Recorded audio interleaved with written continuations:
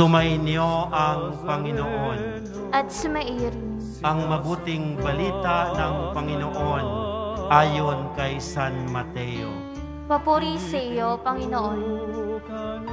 Noong panahong iyon, pagpasok ni Jesus sa Capernaum, lumapit ang isang kapitang Romano at nakiusap sa kanya.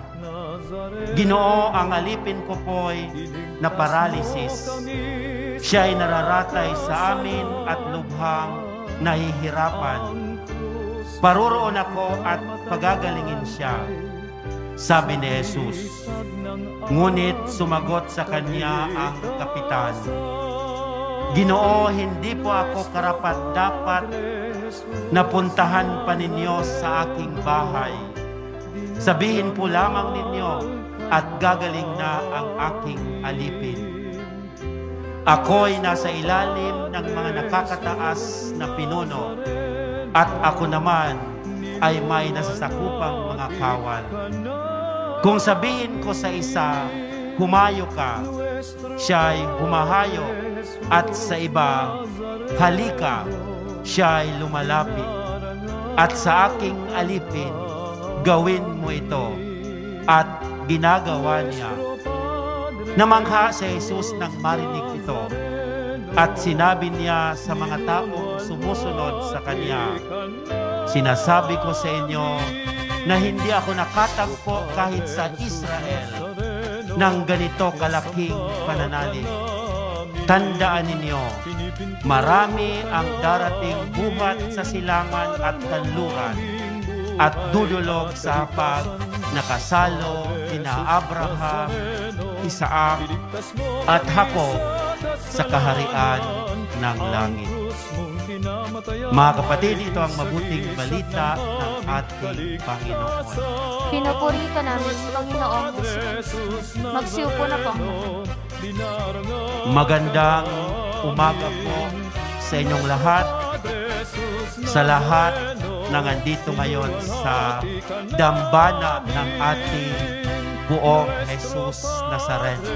Una sa lahat, palakpakan natin ang ating buong Jesus Nazareno. Inaanyayahan po tayo sa panahon ng Adbyento na mas lalo pa po nating palalimin ang ating pananampalataya sa pagdating ng ating Panginoon. Tayo po ay naghahanda sa pinakamalaking selebrasyon ng kanyang kapanganakan. That's why in this season of Advent, we invites us to deepen our faith in the coming of our Lord Jesus Christ. At may tatlo po akong dapat pagnilay-nilayan. Una po, yung pagdating ng Panginoon, yung tinatawag natin na Lord in History. Diba? Tayo ay naghahanda sa Pasko at ilang tulog na lang ay Pasko na. Pangalawa po, yung tinatawag natin Majesty. Kung sa Tagalog ay kamahalan. Pinaghahandaan natin yung tinatawag na parusiya, yung pagdating ng ating Panginoon. At pangatlo po, dapat pagnilay-nilayan natin yung tinatawag natin na signs of times. Yung pang-araw-araw na pagpapakita sa atin ng ating Panginoon, ang poong Jesus Nazareno. Sa unang pagbasa po, si Propeta Isaías ay nagpropesiya sa bundok ng Sion. Sinasabing mararanasan ng banal na lungsod ang hustisya ng Panginoon sa pagdating niya. Sa unang pagbasa, inilalarawan nito ang mga bansang may malalakas na sandata na itatapon ang kanilang mga sandata na hahantong sa digmaan at karahasan. Subalit sa katapusan, sila'y sasamba sa Panginoon sa pamagitan ng pagiging mga taga-pamayapa.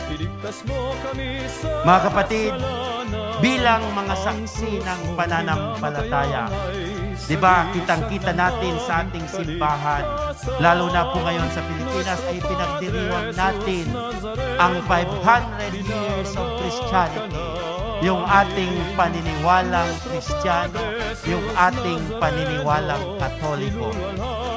At dahil po rito, ako mismo ay saksi ng pananampalatayang ito. Kasi po ako ay isang misyonero sa Thailand. At yung ating mga Pilipino, sila yung mga misyonero na nagpapahayag ng mabuting balita sa ibang bansa.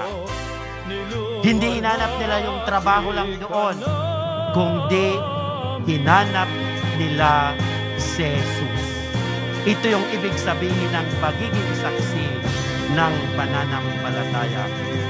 Mga kapatid, lumakad tayo sa liwanag ng Panginoon at tayo ay maging tagapagdala ng liwanag na iyon sa iba, lalong-lalo na sa mga nabubuhay sa pinakamadilim na sandali ng kanilang buhay. At alam po natin, karamihan sa atin ngayon ay naghihirap, para bang nawawala na ng pag-asa. At tayong lahat sa Quiapo, tayong lahat na mga deboto ng Jesus Nazareno, tayo ay nagdadasal sa kanila at tayo ay mga saksi ng pananampalatayang ito. Kaya sa ating pagbasa sa Ebanghelyo ay nagpapaalaala sa atin sa himalang ito ng pananampalataya dahil sa pagpapakumbaba. Ang senturyon, kung napakinggan natin sa Ebanghelyo, ang senturyon ay kilala bilang isang ma-impluensyang commander ng 100 sundalong Romano.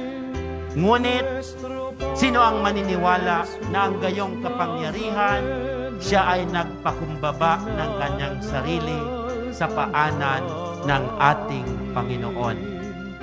Ang simpleng kahilingan na pagagalingin ang kanyang lingkod ay naging kanyang panalangin ng hindi karapat-dapat, ngunit sa pagtitiwala.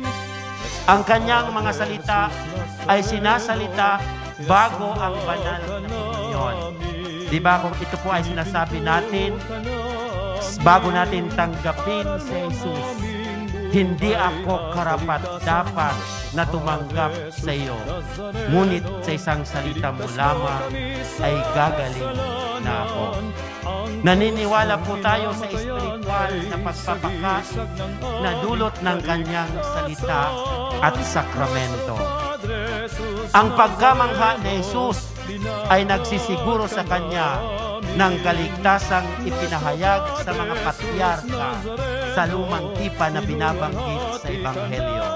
Binanggit si Abraham, si Isaac at si Jacob. Bagamat ang senturyon ay isang hintil na nangangahulugang isang pagano, itinuring na itinakwil ng pananampalatayang Diyos. Siya ay may pananampalataya na ang salita ni Kristo ay tunay na nagpapagaling sa kanyang alipin.